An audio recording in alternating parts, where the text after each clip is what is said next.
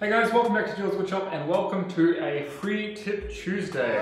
So today I'm about to spray the underside of a table that I'm working on for a client, and I thought this is the perfect opportunity to kind of talk you through a few things to keep in mind when you're finishing a table. Now, I'm spraying, but the same principle does apply if you're either brushing on, wiping on, or even just buffing on.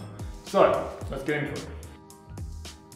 The first free tip is, when finishing, you want to keep your puddles wet. And while when you have a big tabletop like this one, which is wider than your actual reach of your arm, the first impression would be, start in the middle, work your way out to the edge, and then change sides, and start from the middle again and work your way out to the edge.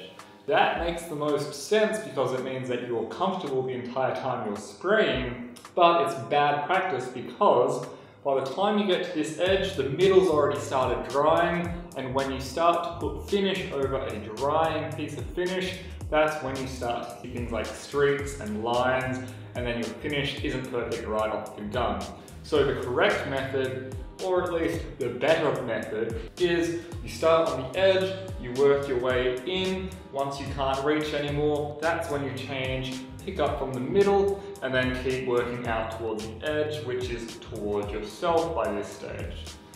Now, while you're doing this at the same time, you're also overlapping each spray layer just a little bit, and that is a wet puddle on a wet puddle, so that's a good practice because it will dry at the same rate and you won't get streaks, and it also ensures that you get a nice even coverage. The more you do this, the better you'll get at it, and eventually you will be able to take the finish right off your gun and say it's a finished product. So let's get into it. So the first thing I do is I spray the edges of the table which aren't going to get a very good coverage from the actual spray direction which I'm going, which is along the length of the table.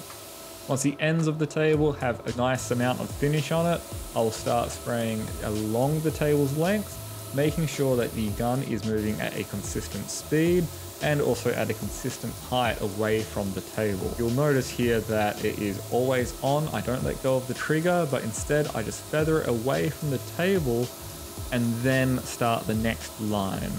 I do this because I would rather waste a bit of finish and get a consistent amount of lacquer coming off of the nozzle than risk having an uneven edge from where you see the spray starting and stopping.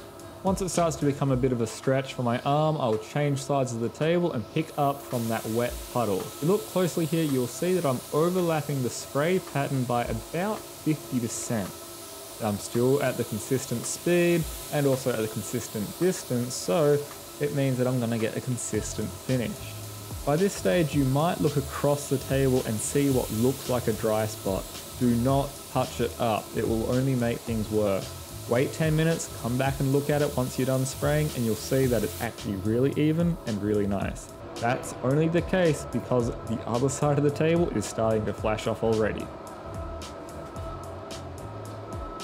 Alright, so there we go, that's straight off the gun. It is perfectly even, there's no streaks or anything like that you get if you let the puddle dry. So that's a really quick tip for you. This is just one coat. We'll get 3 on the bottom here, and then when we flip it over, we'll do 4 or 5 on the top.